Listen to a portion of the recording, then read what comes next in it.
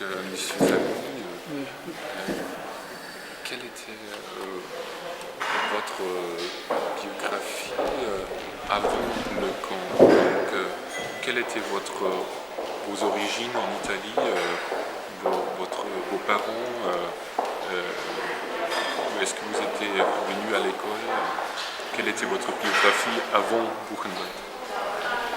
La biographie était la biographie d'un Italien commun, c'est-à-dire on habitait à Gênes, dans le centre de la ville. À Gênes? À Gênes, Genova. À Genua. Genua. Also Stammort Genua? Genua. Et mes parents avaient beaucoup d'amis. Nous étions une famille d'origine juive. J'avais une grand-mère catholique. Et enfin, on connaissait des juifs et des chrétiens, on ne faisait pas de différence. Nous n'étions pas religieux. Vous n'étiez pas religieux? Non, pas pratiquant? seulement mon grand-père allait parfois à la synagogue, m'a porté une ou deux fois et je suis allé avec lui.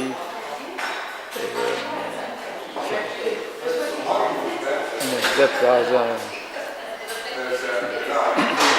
suivant.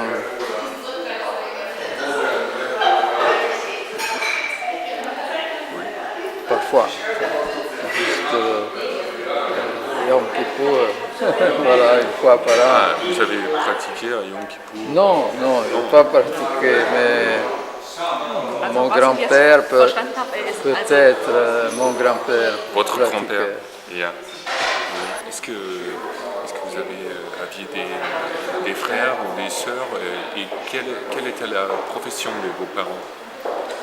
Alors, mon père s'occupait d'agriculture. Oui. Il travaillait dans un bureau d'État. Ah oui, donc il était en fonctionnaire. Un fonctionnaire. Et il allait dans les villages près de la ville. Oui. Il tenait des conférences aux gens qui travaillaient de la terre pour leur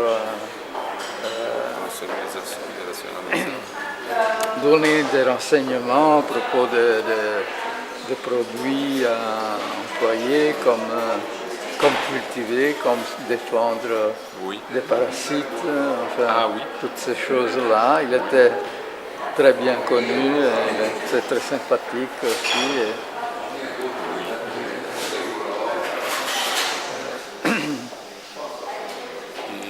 Est-ce qu'il était, donc il avait étudié l'agriculture à l'université? Non, il était à une école supérieure qui avait à Imola. Mais mon grand-père était commerçant. Oui. J'avais un grand-père qui était mort depuis plusieurs années quand je suis né. Et ma grand-mère aussi. Enfin, comme parent ancien, j'avais seulement un grand-père qui était le père de ma mère. C'était lui qui était le pratiquant juif? Oui, il était pratiquant, mais pas beaucoup, mais enfin. Et alors, jusqu'en 1938, j'étais un enfant comme les autres. On les éduquait avec la théorie fasciste. Je s'est habillé parfois avec un habit particulier, la chemise noire.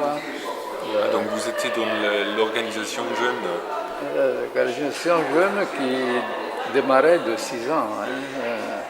À 6 ans? Depuis 6 ans, quand vous allez à l'école première, on commençait déjà, il y avait déjà Et les ça livres s'appelait qui comment, disaient est-ce- Mussolini est très bon, Balilla. le meilleur du monde, enfin, Oui. Ça s'appelait comment l'organisation du Partito Nazionale Fascista.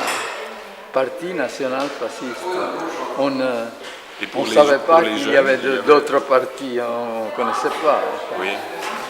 Et même pour les jeunes, l'organisation, elle s'appelait aussi Parti Gioventù fascista. Gioventù Fascista, il y Youth avait Balilla. Balilla. Balilla was Balilla pour les très jeunes, Oui. avant-gardiste pour, disons, de 15 ans. Il était un garçon de Genova, de la Ah, même oui. ville de Gênes. Oui. was taken Et- as an example. Il paraît en Insurrection. 1746, il avait les Autrichiens qui étaient venus à Genova et demandaient que les gens l'aident Insurrection. pour pousser un canon qui était dans le but. Also so eine Art Et, vormilitärische Ausbildung. et alors Balilla dit non, il faut lutter contre les Autrichiens. Il a lancé, je pense, 1746. Une fois, Gênes était une république. Ah oui. Mussolini a attrapé ce nom pour dire les Italiens doivent être, les jeunes Italiens doivent être. Et est-ce que c'était connu que vous avez des origines juives ou est-ce que c'était pas important pour les fascistes en Italie? C'était pas important jusqu'à un moment donné, enfin, Jusqu'au c'est-à-dire jusqu'à 1938. Oui. Et il y a eu un livre écrit par Emil Ludwig, Oui. qui était un écrivain qui allait contacter les politiciens, disons, importants. Et je pense de 1934, il avait contacté Mussolini, il avait dit il y avait un problème juif en Italie, non, Oui. les juifs sont de bons citoyens, sont dans tous les endroits économiques de la nation. Il a commencé en 1936, mais il n'était pas convaincu parce qu'il était allié avec le gouvernement autrichien. Alors c'était... Enfin, il a décidé de cette façon-là. Et en 1938, qu'est-ce qui a changé pour vous et peut-être pour votre père? Est-ce qu'il y avait Ça a changé. un changement Tout a dans votre changé. biographie? Tout a changé.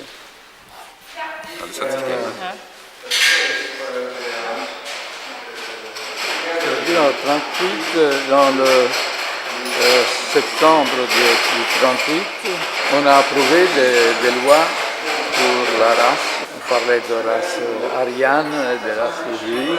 Oui. Et alors, les enfants juifs ne pouvaient pas aller à l'école avec les autres. Oui. Et comme était mon père, ceux qui étaient employés dans l'État, c'était l'essentiel, Oui. immédiatement. J'avais un frère plus grand de moi, de presque de 15 ans, 15 ans. 15 ans, Ah. qui étudiait médecine. Oui. Il a pu continuer. Oui.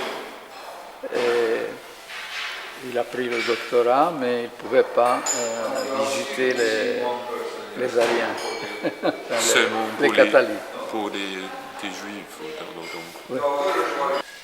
Et tout de même, il a pu aller à l'hôpital de l'université Oui. pour aider le chef de la section d'urologie. Les autres jeunes médecins avaient été appelés aux armes. Oui. Et alors,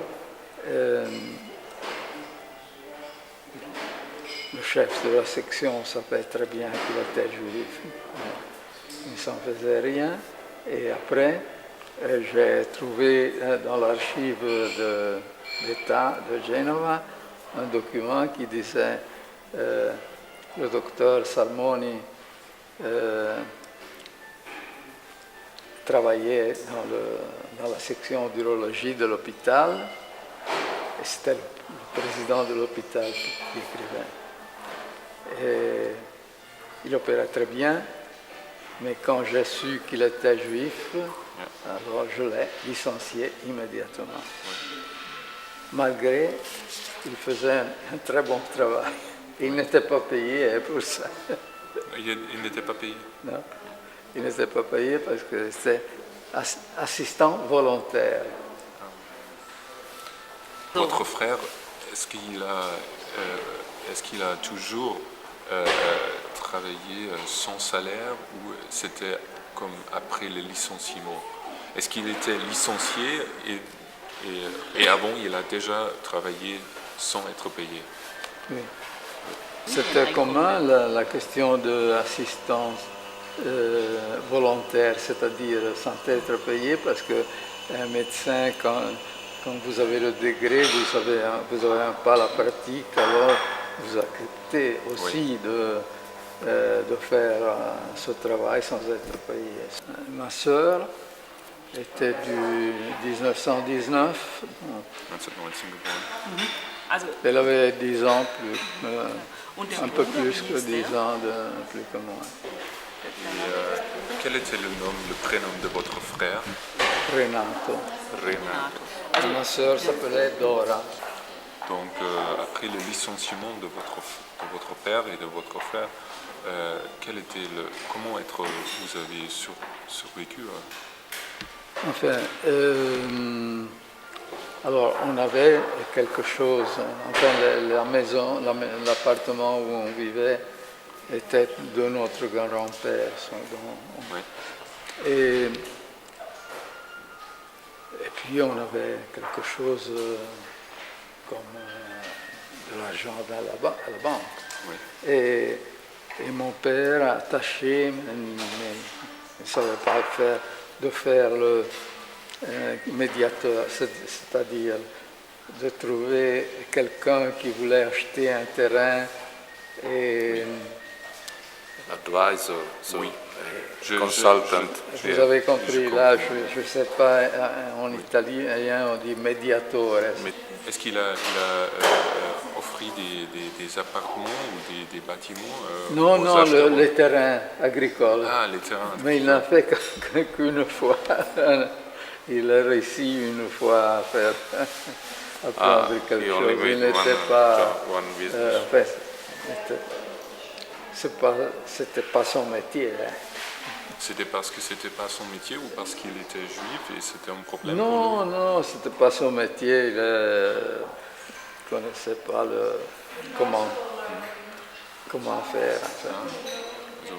Et, tandis que mon frère a travaillé comme pour une industrie de production pour la pharmacie, produits médicaux. Ma sœur avait été à une école pour les jeunes filles, enfin. Oui. Et elle étudiait allemand. Elle étudiait allemand. Et en 1939, je pense, elle est allée à Gmunden en Autriche pour faire un cours d'allemand. Et alors, elle a vu pour la première fois écrit dans les jardins, les juifs ne sont pas admis. Alors, on a eu des parents qui sont allés en Chili. Oui. Et d'autres en Argentine qui nous disaient vous pouvez trouver du travail ici, mais personne dans la famille a eu le courage de dire il faut s'en aller. Oui. Enfin, en Italie, on pouvait vivre.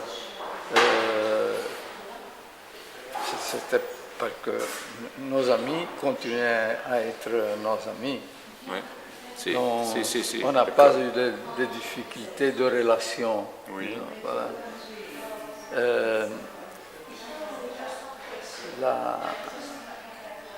Le désastre a été quand l'Italie a décidé de sortir de la guerre avec l'armistice qu'ils ont fait avec les Alliés. Parce que l'état-major n'a pas prévu rien. Et les troupes de la Wehrmacht ont pris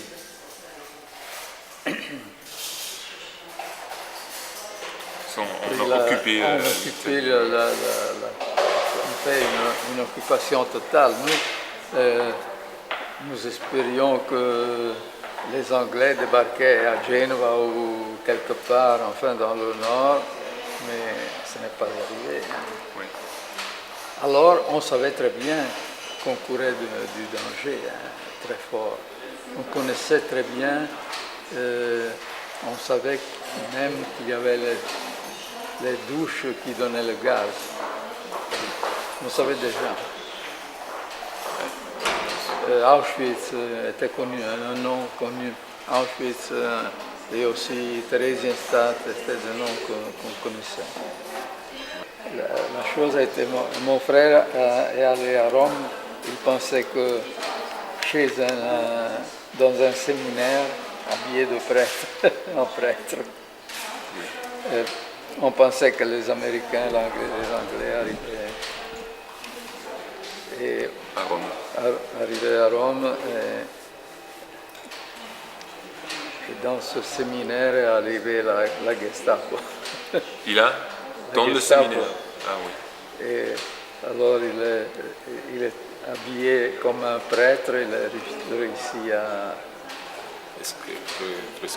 nous rejoindre. Ah oui. Parce qu'il s'était habillé comme prêtre, il a dit je suis un prêtre catholique.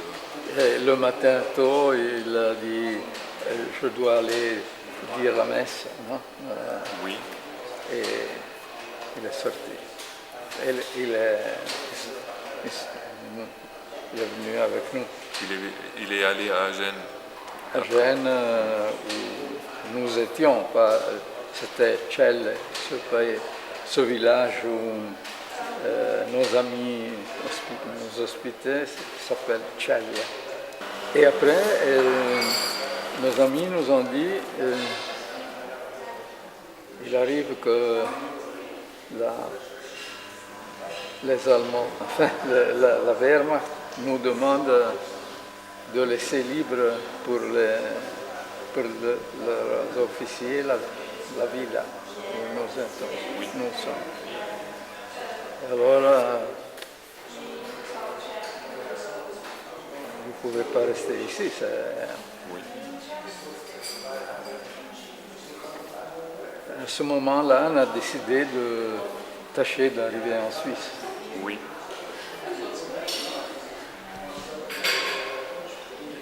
Et enfin, nous étions à la frontière, on s'est arrêté un instant et dans une dizaine de minutes sont arrivés les fascistes. Nous sommes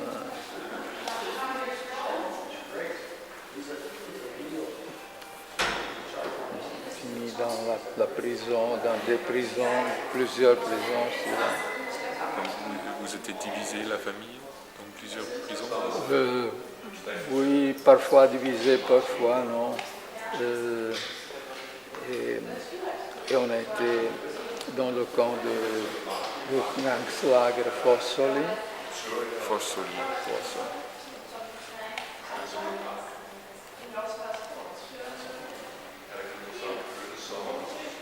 Mais ma mère avait fabriqué des documents avec l'aide de l'Église que nous avions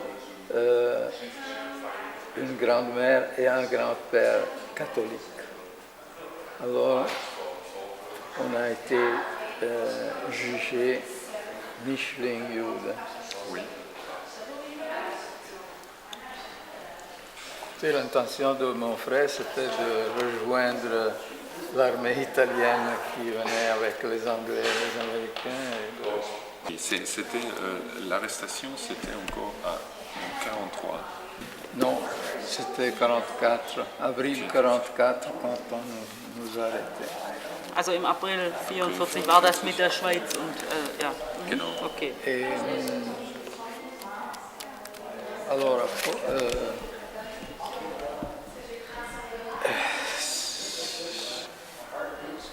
ceux qui étaient classifiés juifs purs partaient immédiatement pour Auschwitz. Oui. Ça, on l'imaginait, mais on l'a su. On a eu la certitude après la guerre. Oui. Et nous sommes restés là 2 mois. À Forcely? À Forcely. Et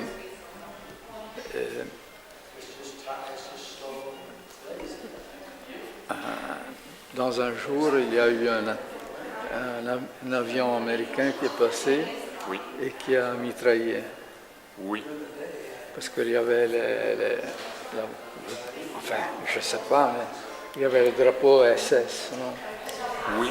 Tu was Et recognized. peut-être. Et ma sœur est restée blessée, très gravement. Dora. Dora. Et on l'a portée à l'hôpital et puis elle est rentrée après 2 semaines, je pense. Oui.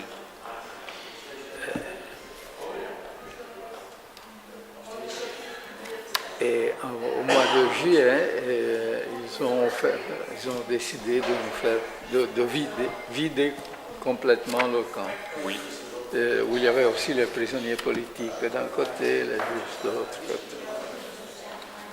Et alors, mon père était destiné à Auschwitz. Oui. Ma sœur aussi était blessée. Ma mère était destinée à Ravensbrück, mais elle a voulu aller avec mon père et ma sœur. Quoi qu'on savait très bien qu'est-ce que c'était Auschwitz. Et nous sommes venus à Buchenwald, mon frère et moi. Oui. Et on a vu, à Innsbruck, on a vu écrit Auschwitz sur le wagon. Bon, je savais déjà. Et on a séparé le train. Nous sommes venus à München, Nürnberg. Et les autres sont allés. Et les trains sont partis le même jour? Oui. Okay. C'était le même train jusqu'à Innsbruck. Innsbruck. Puis on a séparé les wagons.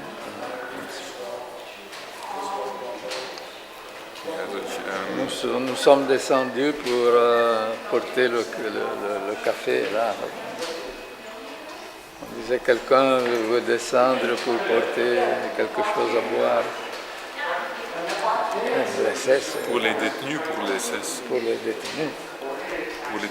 Donc vous êtes sortis Nous de étions train. dans un wagon, Oui. moi et mon frère, on a dit on va nous parce que nous pouvons saluer Oui. nos parents. Et ça, on le décidait entre prisonniers, hein, Oui. qui descendent pour prendre le café. Alors on a... C'était dans une station de... Hein, C'était où? C'était à Innsbruck. à Innsbruck. Oui. Enfin, Donc vous avez apporté le café aussi pour les autres détenus au wagon ou... Oui. Oui. On est arrivé à Buchenwald, C'était Le combien 4, de jours? Le 4 jours? non, 3, je pense 3. 4 août. On Le est 4 arrivé. août. Oui. Donc c'était combien de jours en train? 3, je pense. 3 jours. Oui. Vous probablement connaissez déjà à Buchenwald qu'est-ce qu'il arrivait quand on arrivait. C'est-à-dire que... Donc quand vous êtes arrivé à Buchenwald, vous savez déjà qu'est-ce que Buchenwald. Non, on ne s'attendait à rien de bon.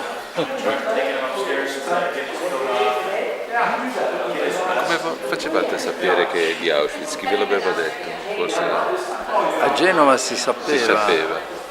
A Genova Era la si comunità sapeva. ebraica, insomma qualcuno. No, più la Chiesa lo La sapeva. Chiesa, capito?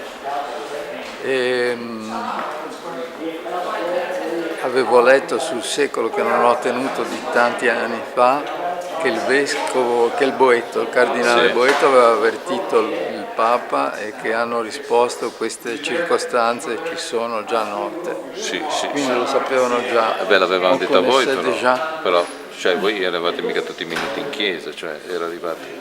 No, Avete però si letto. sapeva in Si giro, sapeva in le docce finte si sapevano. Penso. Et nous sommes arrivés à Buchenwald, on nous a dit, il y avait les déportés qui prenaient soin des gens qui arrivaient. Oui, donc c'était Alors, les autres détenus que vous avez rencontrés d'abord, les autres détenus, Les autres, prisonniers que vous avez rencontrés au début. on est arrivé à 3 heures du matin. Oui. On nous a fermés dans une chambre qui était déjà pleine de gens. On ne pouvait même pas respirer mais quand on a ouvert, oui,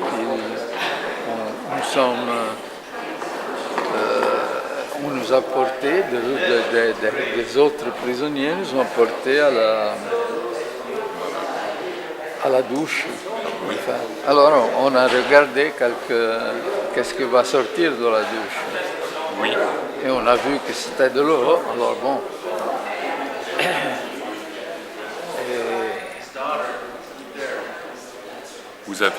Et avant, vous n'étiez pas sûr. On Que n'était c'était pas de l'eau. sûr, non. On a dit on va voir qu'est-ce qu'il arrive, enfin. Oui.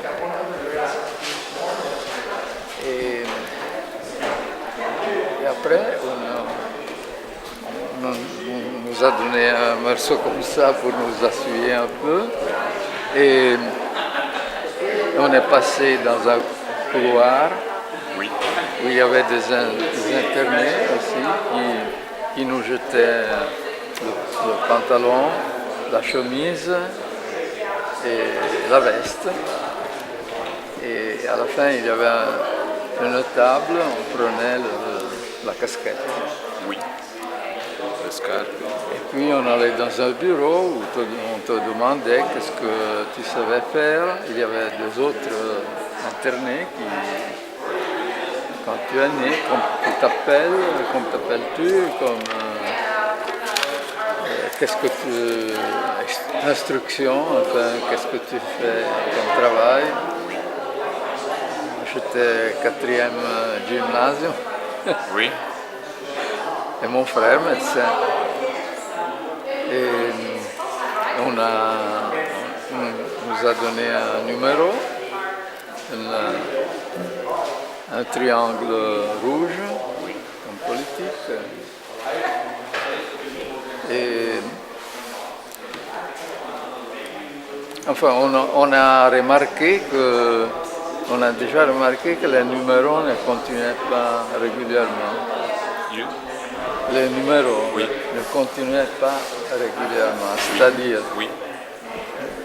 mon frère, par exemple, avait 44, 5,29 59, oui. et moi, j'avais 44, 5, 73. Oui. Et on a trouvé, après la libération, que nous étions le troisième avec ce numéro. Les troisièmes, tous les deux, le troisième de chaque numéro. Oui. Le troisième ou le deuxième. Oui, oui. Non, je sais. Quand vous êtes arrivé à Buchenwald par train, par Où train. est-ce que vous êtes arrivé? C'était au camp ou c'était ici dans la ville, à la gare? Non, non, non, non, au camp. Au camp, direct. Il y avait, je ne sais pas, 500 mètres, 1000 mètres à marcher, Karakoveg. Oui. Et puis on entrait, on voyait Jedem das Seine. Oui. Pourquoi pensez-vous que vous étiez des détenus, des internés politiques? Ils ont écrit Mischlingude, Oui. mais on nous a donné le triangle rouge. Et est-ce que vous a donné aussi le triangle jaune, qui Non. était... Non. Oui. Seulement rouge. Oui. C'est-à-dire, la Mischlingude était considérée politique. Oui. La chose de Hitler, l'attentat, ils ont tâché de le faire sauter, non? Oui. Et probablement celui qui était le responsable de ces choses-là en Italie a décidé de nous envoyer comme les autres. Oui. Et parce qu'il n'était pas prévu une chose de nous envoyer, enfin de ne pas envoyer les Mischlingude. Non, non. Comment était votre destin à Buchenwald? Est-ce que vous étiez très jeune? Vous aviez 16 ans. 16 ans quand vous êtes arrivé. Quel était votre destin? Est-ce que vous étiez forcé à travailler immédiatement ou, Oui. Oui. J'étais comme les autres. Oui. Il n'y avait pas de différence. Et est-ce qu'il y avait, parce que vous étiez jeune et vous étiez aussi petit, je pense, on a vu sur les photos, vous étiez plutôt petit. Est-ce que c'était un problème pour vous parce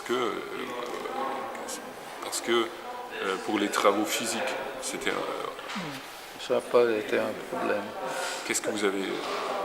Quels travaux avez-vous Alors, été forcé de le faire? premier travaux a été il y a eu le bombardement. Oui, Et de alors, la fabrique. De la fabrique, mais il y avait des débris partout. Oui. Alors la première chose c'était de débarrasser Oui, débris. le débris. Puis et de bâtir. Oui, On a essayé de reconstruire la fabrique. reconstruire, je ne sais pas quoi. Non, c'était pas la fabrique, je pense. C'était un bâtiment assez petit. Et alors, moi et mon frère, et des autres naturellement, portaient les briques, la chaux, et l'eau, et on lançait les briques d'un plan à l'autre. Oui, On chargeait le sac de ciment sur l'épaule. Quand j'avais vu 50 kilos, je disais, enfin, voyons si je sais le porter ou non. oui, Mais enfin, je l'ai porté. oui. Et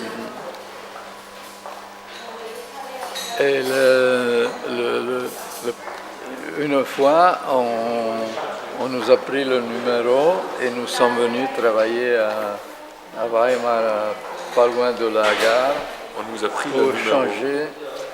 Oui, mais un autre internet, peut-être ça a été une chose normale qu'on vous prenait le numéro et on vous disait le lendemain, vous allez dans l'équipe B. Oui, Et on nous a chargés sur le wagon oui, et on ne savait pas où aller, mais on a fait une longue route pour venir jusqu'à Weimar. jusqu'à Et Weimar. après, on était encerclés par les SS avec les chiens. Et on a commencé à enlever il y avait des rails qui étaient un peu vieux et il fallait mettre les rails nouveaux. Oui. Et alors, Ici, à là, la gare, pas loin de la gare, Oui. on voyait les gens qui nous disaient criminels, communistes, Les gens verflucht. de Weimar? Mais ils étaient à une centaine de mètres. Hein. Era la gente che vi diceva così, la gente che ha visto il triangolo rosso. Ma non ci hanno visto perché eravamo lontani, eravamo circondati dall'SS. Et en fait, c'était un travail terrible parce que quand on était dans le camp, on pouvait aller d'une certaine façon parce que les SS passaient chaque quart d'heure, 20 minutes, alors on commençait à augmenter le rythme. Oui. Tandis qu'ici, ils étaient toujours là. Et, Donc les travaux ici étaient extrêmement durs parce qu'il n'y avait pas des changes de rythme, pas des pauses. Oui. et puis les rails sont lourds hein, à porter. Bon, on a dit encore une semaine et nous sommes finis. Hein. Mais après la deuxième semaine, le travail était fini. On a repris le travail d'auparavant. Okay. Alors, je ne me rappelle pas dans quel mois on a changé baraque Oui. et on est allé au bloc 14, Oui. qui était un bloc français. Avant, on était avec des Russes, des Polonais, des Tchèques. Oui. Et alors là, on se trouvait beaucoup mieux comme communication pendant le repas du soir. Enfin. C'était là que vous avez appris le français ou... Que vous avez appris C'était là le français, non? ou non, à l'école? À l'école suisse. Ah, oui, bien sûr. Et enfin. Et à ce moment-là est arrivé quelque chose d'inattendu parce que on dormait deux par lit, non, par position. Et mon frère m'a dit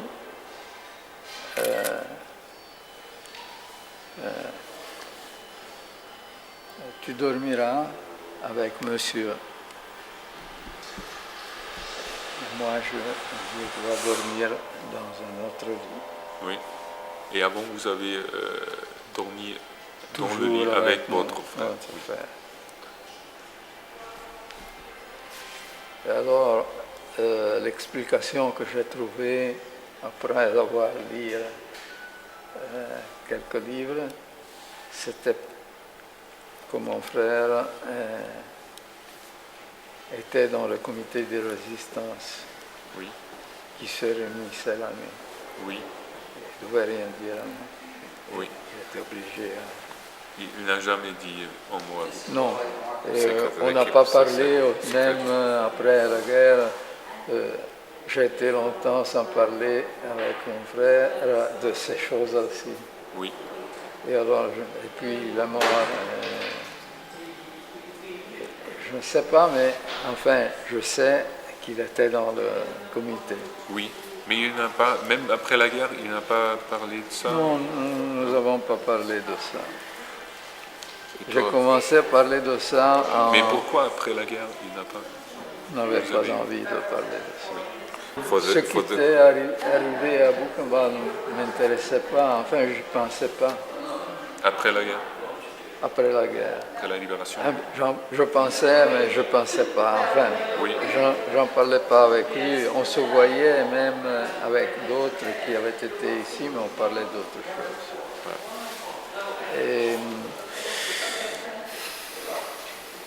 Et j'ai dû reconstruire un peu la chose. Et en lisant, et j'ai lu, par exemple, je pense que ce soit Spitzer, Oui. vous connaissez Spitzer, dit qu'une fois on l'a réveillé et il a trouvé dans la salle à manger des gens qui étaient réunis Dans la cantine. dans la nuit. Non. Ah oui, oui. Dans la nuit. Et qui lui ont demandé si tu fais des dessins, demain tu dois partir pour un transport, mais si tu fais des dessins de ce que tu vois, et si nous survivons, alors tu ne pars pas dans le transport, tu restes ici. Ah oui.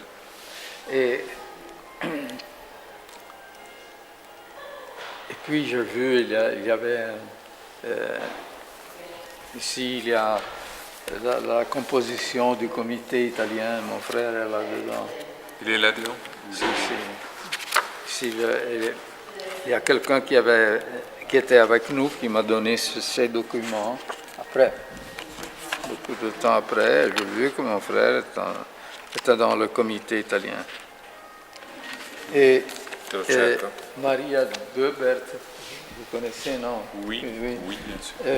M'a envoyé un document qu'il était chef d'une petite équipe au moment où on devait entrer en action. Oui, je vais traduire. Et moi, j'étais un de ceux qui éventuellement seront été appelés pour aider parce qu'il n'était pas un grand nombre. Et alors, ils avaient besoin de connaître, chacun devait trouver 5 personnes pour aider. Et vous étiez prévu? J'étais prévu. Also, Mais je ne savais rien. Sein Bruder, Renato Salmoni. Nous étions convaincus que de quelque façon, on nous aurait tués. Nous n'avons pas l'espoir de survivre parce que de quelque façon, on nous aurait tués. Ouais.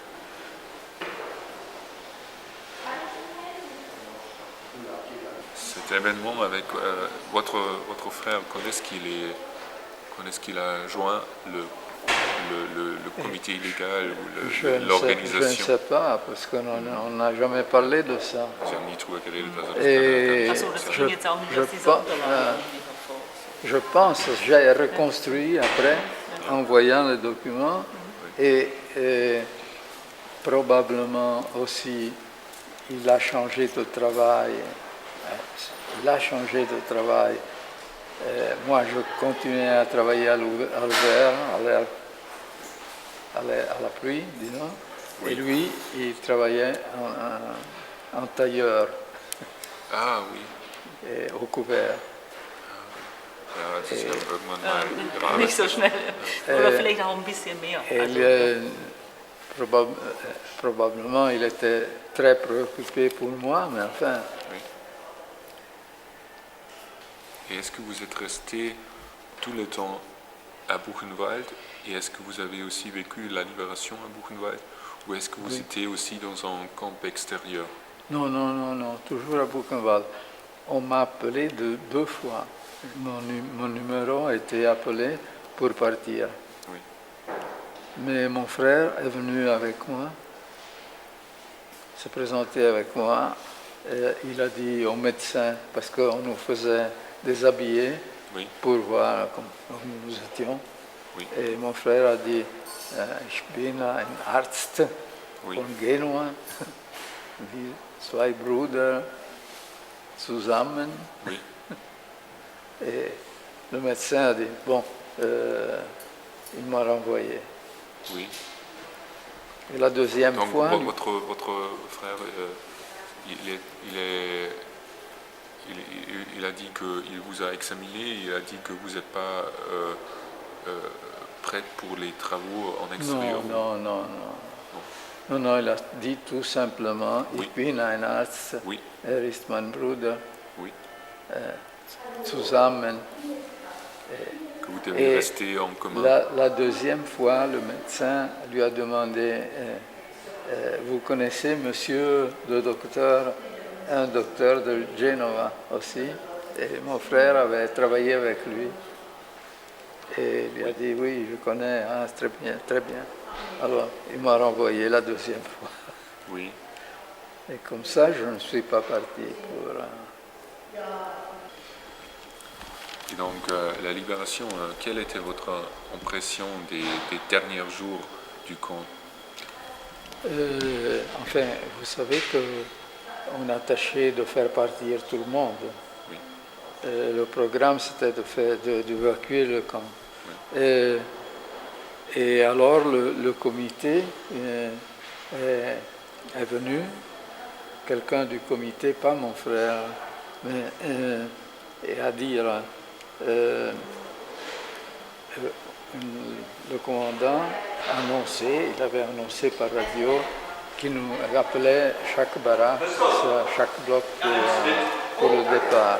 Alors ils ont dit, si on appelle votre bloc, tâchez de retarder le plus possible, Oui. parce que nous savons très bien qu'est-ce qu'il arrive, parce que nous voyons les autres qui arrivaient des autres camps, vous savez, Oui. même de Auschwitz ou des camps qui étaient plus près à Buchenwald. Enfin. Oui. Et alors on voyait ces gens qui arrivaient, qui ne restaient pas debout, et ils disaient, ce qui tombe, on lui donne un coup de pistolet. Et alors on tâchait de... Mais mon bloc n'a pas été appelé pour partir. Et un soir, j'ai vu un Lagerschutz avec un fusil. Oui. Et alors je dis, peut-être quelque chose s'est passé, je ne sais pas. Et parce que les derniers jours, on ne faisait pas l'appel dans la place. C'était quel jour, vous savez encore? C'était le jour avant que la Jeep entrait dans le camp. C'était le jour avant. The 9th. Et je disais, peut-être que quelque chose arrive, mais je ne sais pas. Et le lendemain, la Jeep entre, alors on dit, alors cette fois on est libre. Oui. Les Américains sont là. Oui, on disait, mais je ne sais pas si vous entendez dire cette chose, que les prisonniers allemands sont dans le bureau du commandant, enfin, et il a reçu un coup de téléphone qui disait vous avez demandé des avions pour bombarder le camp, mais nous n'en avons pas. Oui. Nous ne pouvons pas le faire. Ça résulte quelque chose comme ça. Hein? Enfin, j'ai entendu dire une chose pareille. Hier ou... Non, pas hier, quand j'étais encore là. Ah, quand vous étiez encore là, Oui, les on jours dit autour le de la commandant libération. avait demandé de bombarder le Oui, camp. oui.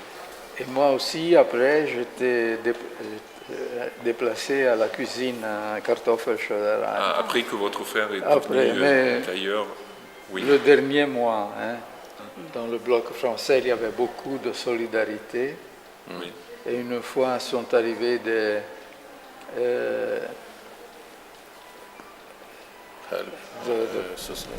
quelque chose de la Croix-Rouge, Oui, avec le nom, pour les Français. pour quelques Français. Oui, oui, Ils ont décidé de diviser en 6. oui. Celui qui avait le nom tenait le savon et les cigarettes Oui. et partageait avec les autres. Ah oui. Après, on a vu des SS prisonniers dans le camp. Oui. Et il y en avait un certain numéro, hein, pas peu. Et un copain a vu quelqu'un qui l'avait battu et entré. On SS battu. Non, Non. in SS who Un had SS beaten qu'il him. avait battu. Ah, oui, oui, oui. Il avait Wanted battu, to revenge. il est entré pour le battre, je veux lui donner un coup de poing. Qui est votre copain? Oui, enfin, quelqu'un que je ne connaissais pas, mais qui était un déporté. Oui. Et il y avait quelqu'un du comité qui lui a dit, non, nous ne sommes pas Comme eux. comme eux. Ah, oui. Alors, tu dois sortir et ils auront un procès régulier. Et est-ce que vous avez des autres souvenirs à cette journée de libération? Non, On était contents, certainement. Oui. Et après, les jours après, comment ça se passait? Il y a eu le jugement, non? Au Place d'Appel. Il y a eu la visite des citoyens de Weimar. Oui. Et il y avait quelqu'un qui pleurait, et il y avait quelqu'un qui ne faisait rien. Enfin. Oui. On voyait des gens tout à fait indifférents. Oui. Donc vous étiez encore au camp et... On a été longtemps parce que nous avons été les dernières nationalités à partir, les Italiens. Les Italiens. Ça veut dire combien de temps? Ça veut dire, nous sommes rentrés en juin, le 1er de juin. Les autres sont rentrés en juillet. Et nous, c'est-à-dire mon frère et moi, il y avait un Allemand qui s'appelait Gottlieb Brands, qui était de Munich. Ils avaient arrangé une auto et il nous a dit si nous avons de place si vous voulez venir jusqu'à Munich. Et nous sommes partis avec la liste des déportés italiens. À la liste de l'SS ou quoi? Comment? Quelle liste? Une liste de prisonniers prisonniers italiens qui s'étaient sauvés. Parce que après la libération, on s'est regroupés dans la même baraque. Oui. Oui. Gottlieb Brands. Il nous a invités pour le 10e anniversaire de Dachau. Et nous sommes allés à Munich. Ja, genau, also die sind dann sozusagen le 10e anniversaire de Dachau. Oui, après 10 ans, il nous a écrit, invité à Munich pour la cérémonie de la libération de Dachau. En 55. Il était pas le maire, mais le sous-maire, enfin le vice-maire. De Dachau. De Munich, Gottlieb Brands. Du 45, en juin, Gottlieb Brands vous a emmené à Munich et après, comment est-ce que vous êtes rendu en Italie? On s'est arrangé, il y avait des endroits pour les prisonniers, ceux qui avaient été prisonniers. Et là, on a rencontré une dame qui avait été à Auschwitz avec les miens qui nous a dit qu'ils sont allés au gaz à peine arrivés. Vos parents et votre sœur.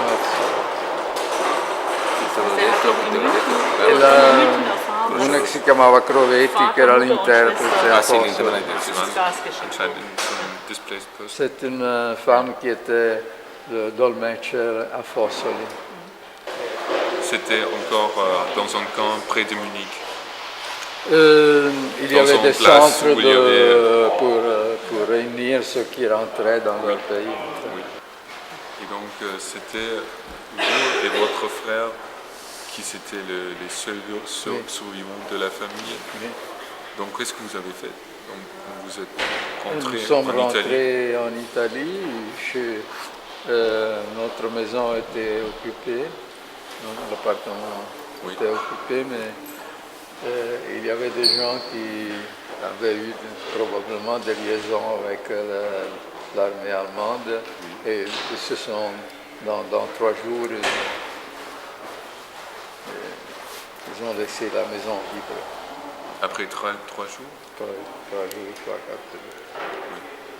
Parce que probablement ils avaient des problèmes, enfin. Et ça veut dire, vous êtes arrivés. Nous sommes arrivés et nous c'était avions. Occupé, mais après 3 ou 4 C'était jours. occupé, C'était mais une partie. Oui. Une chambre était libre et alors nous avons couché chez nous. La première nuit déjà. La première nuit. Et après Et 3-4 après jours, 3-4 jours, l'appartement j'avais deux femmes, c'était deux femmes.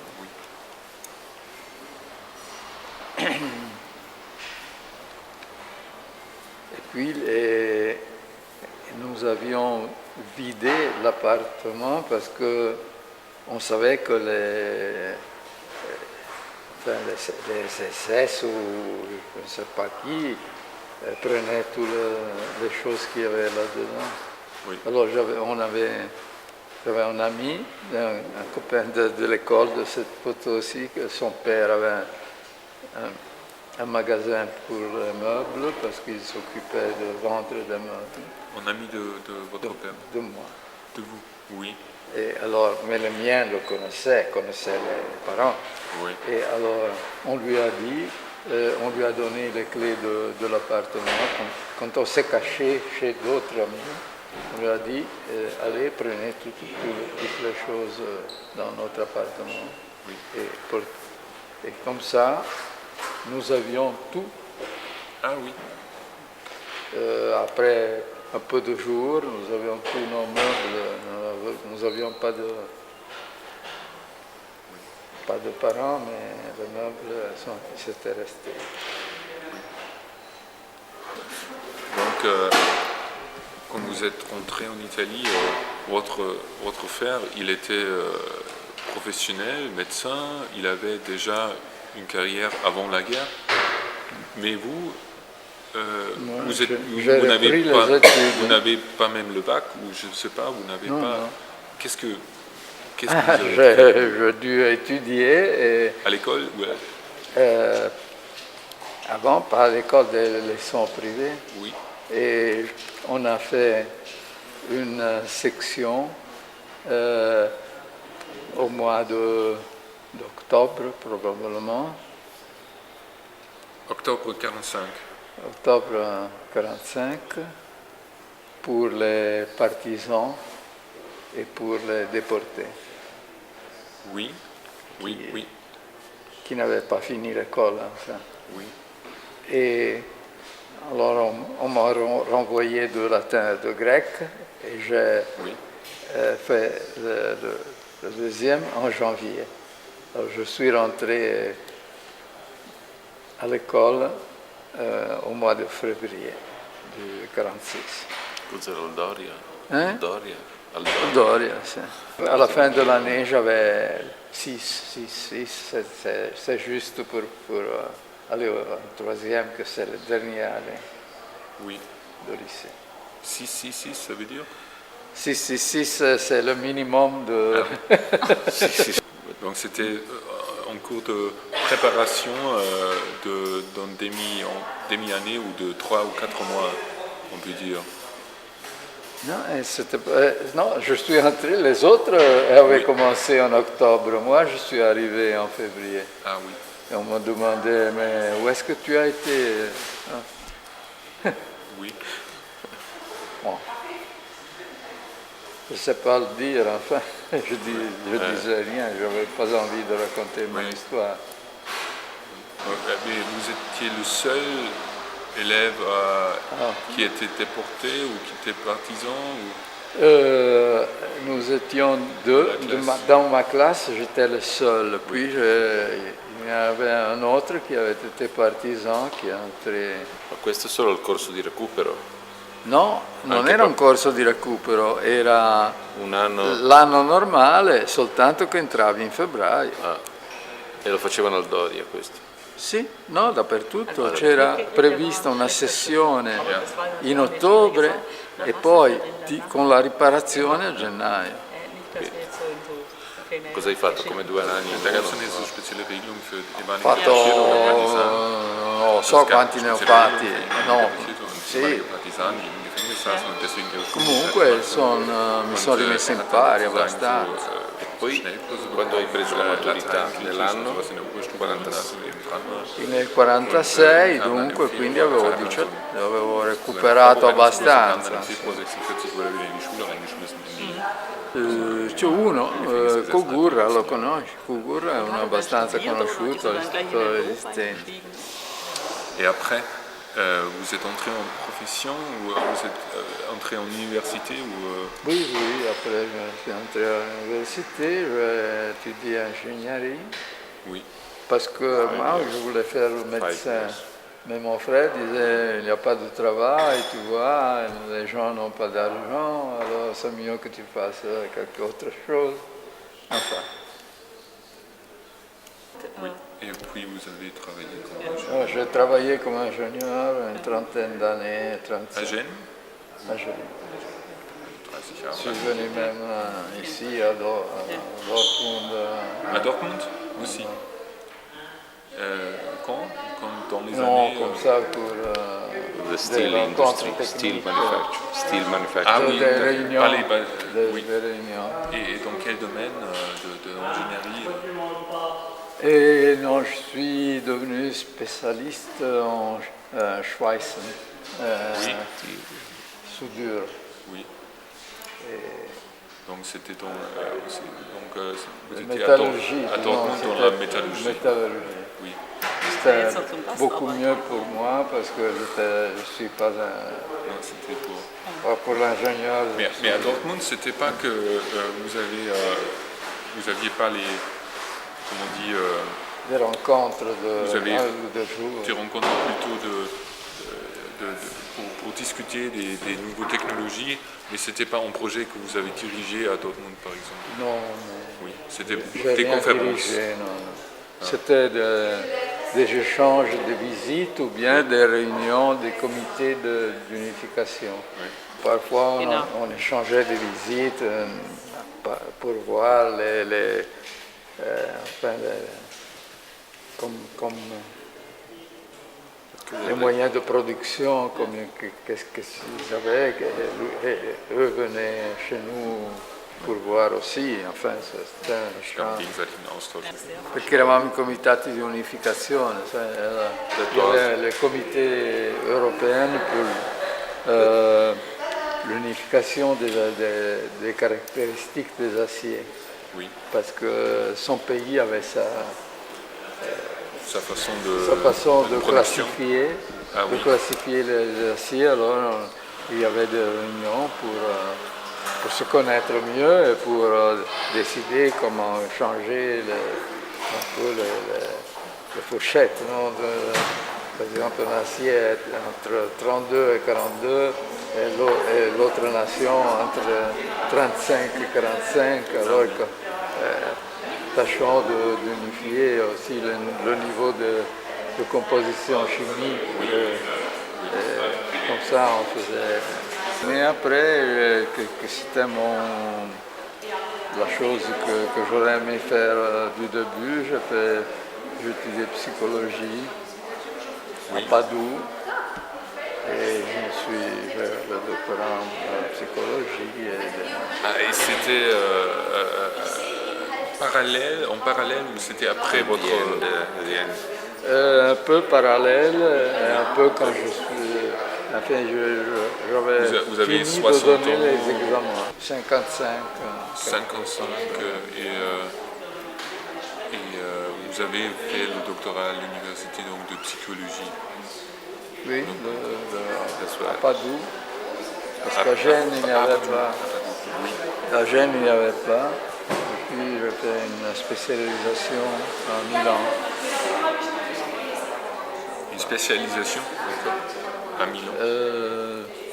De psychologie systémique.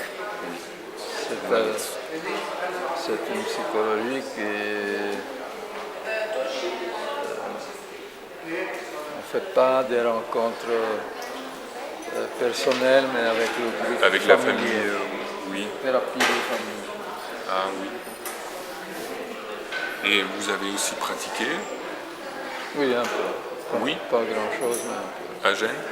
Oui. Ah oui. Je fais aussi 2 ans de pratique au service d'État, disons. Ah oui. Come lo chiami servizio? Elle est à l'USL. Ah sì, il servizio dello Stato. mi pigliavo i casi più disperati, che dicono non voglio rovinare nessuno. Oui, mais ça c'est très envie de faire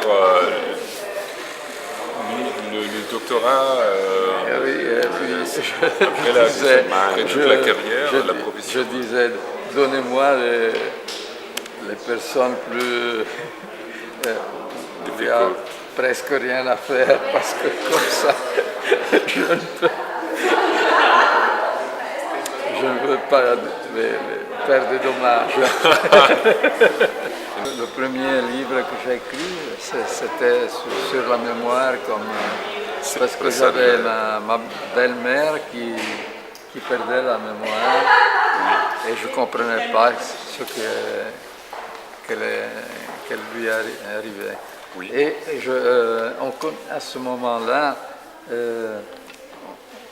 on n'avait pas encore commencé à parler d'Alzheimer. C'était Alzheimer, c'est la maladie, non? Oui, mais c'était le premier livre, c'était aux années 70 ou Oui, non. Alors, c'était le 90. Oui. 90, alors à Gênes, avec des autres, on a fondé une association Alzheimer. Mais en même temps, je lisais beaucoup sur comment maintenir la mémoire, ces choses-là. Et alors c'était des livres très ennuyeux, enfin, qui ne me plaisaient pas, ils donnaient de bons conseils, mais c'était pas amusant de le lire. Alors j'ai décidé d'écrire quelque chose d'un peu plus... sur l'Alzheimer. Sur la mémoire, non, le mécanisme de mettre en mémoire. C'était le premier livre sur livre, la mémoire. Et quel était le destin après la guerre de votre frère? Mon frère était déjà fiancé, il a retrouvé sa fiancée, il s'est épousé. Il s'était fiancé avant l'emprisonnement? Avant. Et il s'est épousé. Après la rentrée, tout à coup. Oui. Oui. Après 6 mois, enfin, quand nous étions rentrés. Oui. Il a eu des enfants, je vivais avec sa famille. Oui. Très bien. Also der hat wieder als Arzt gearbeitet, oder? Das hat er noch nicht gesagt. Ja. Puis je me suis épousé aussi, mais il passé du temps. Et est-ce qu'il a recommencé à pratiquer comme médecin en Italie, votre frère? Mon frère, oui. Oui, il était un bon chirurgien. Chirurgien. Oui. Wann ist der gestorben? Enfin, il a eu des problèmes parce que son chef était un philofasciste, philonaziste. Et passé de 4 ou 5 années très dures. C'aveva dei capi nazisti, fascisti? C'aveva un capo, il suo primario. E poi il a connu, il a eu soin de quelqu'un qui était assez important, la femme de quelqu'un qui était assez important et qui lui a dit mais comment ça se fait? Non. Il a connu, il a eu soin d'une femme. Oui. Le mari était come si dice, preside di facoltà di medicina, quindi va bene. The director of the medicine university of the de l'université de médecine, et lui demandait mais comment ça se fait que vous avancez pas dans votre secteur et vous êtes si bon. Et alors il lui a expliqué, alors changer di reparto, l'ha messo au lieu d'urologie, l'ha mis en chirurgie, l'a placé en chirurgie, et pour s'occuper de secteur urologique de chirurgie. C'était un changement de position qui lui a fait améliorer la situation beaucoup. Ah oui. L'ancien chef, quand il avait vieilli, lui a dit « Tu as été mon meilleur élève ». Et votre frère, il est mort? Il est mort il y a plusieurs années. Il est mort, il avait 80 ans, de toute façon.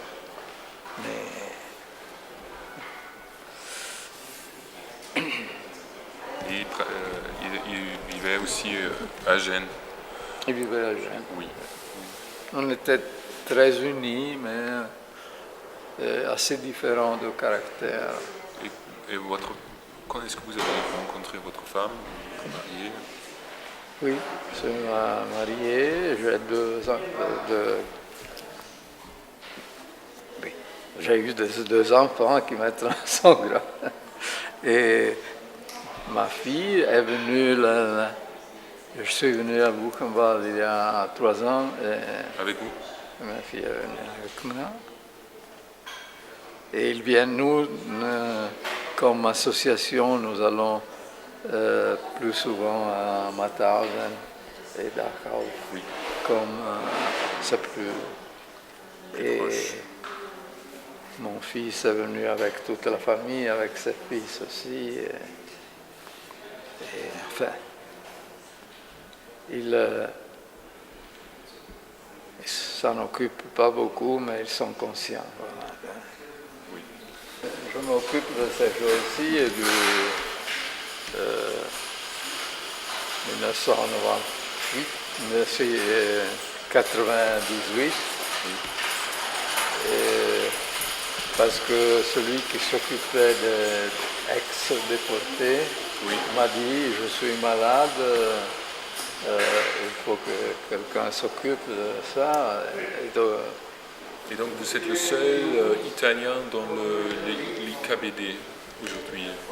Oui. Il y en a pour chaque nation. Hein. Oui.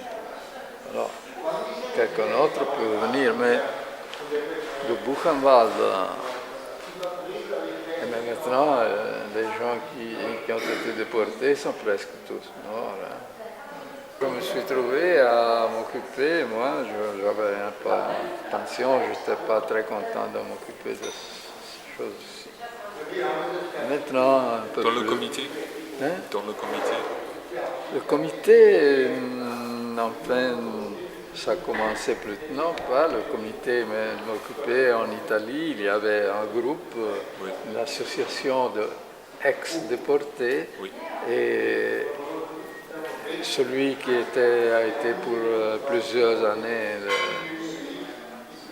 chef de cette association à Genova m'a dit je suis malade, je ne peux pas rien, je peux plus rien faire, tu dois t'en occuper. C'était comme ça.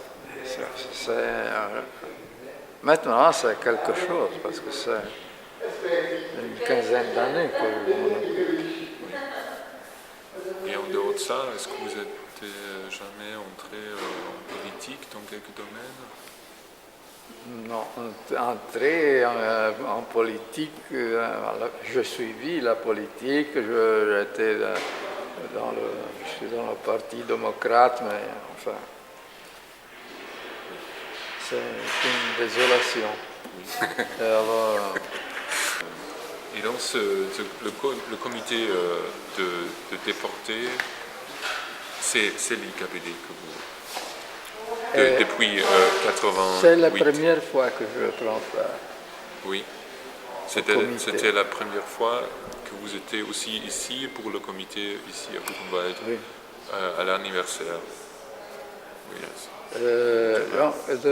Au comité. Oui, donc vous êtes au comité depuis C'est la première 16 fois. ans. Aujourd'hui? Oui. Ah, et aujourd'hui c'est la première fois que vous étiez ici. Que je prends part au comité. Et je ne sais pas comment, mais enfin, oui. parce que on avait communiqué mon nom il y a quelques années, mais enfin, je ne vais pas insister. Il y a le comité que vous avez, dont vous avez parlé justement, vous êtes entré en 98, c'était... Non, 98,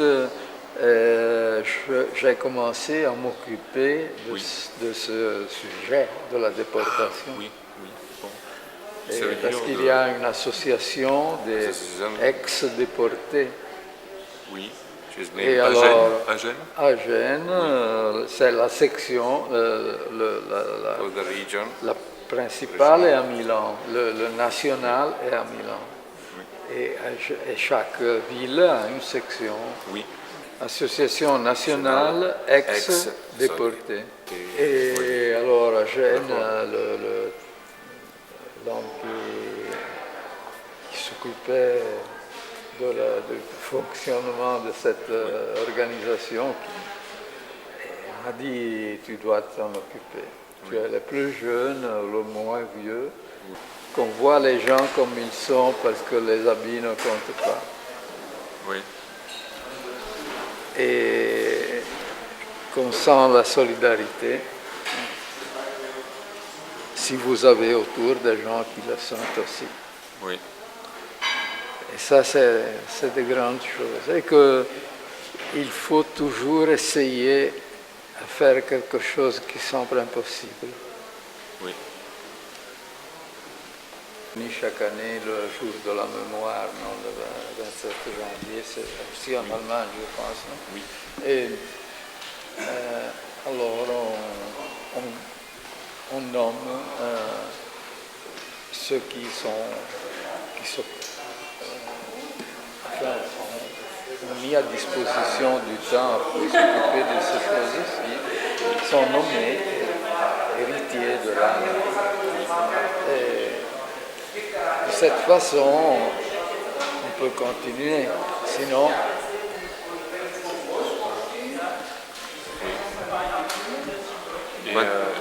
les interviews aux écoles... Quanti ne hai fatti? 35, 40? Oui, 40? Si, une quarantaine de rencontres, dont au mieux 30 dans l'école. De tous les degrés, de la 5e élémentaire jusqu'au lycée.